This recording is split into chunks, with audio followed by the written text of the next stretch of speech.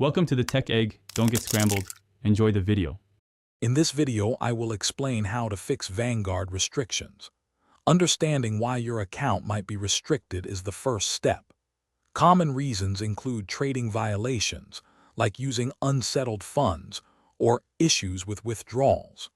We'll cover both financial account restrictions and those related to PC game security settings, providing clear steps to help you regain full access and functionality. Trading restrictions often arise from specific actions.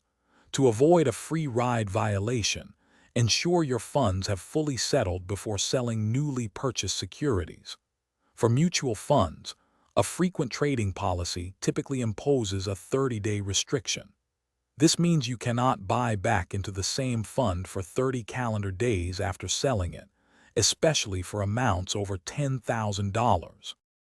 Withdrawal restrictions can be frustrating. First, confirm your bank account is verified. Unverified accounts often prevent transfers. Remember that funds from selling mutual funds can take up to 2 business days to settle before they are available for withdrawal. Some new accounts may experience a temporary hold on withdrawals, which can sometimes be bypassed by setting up check writing.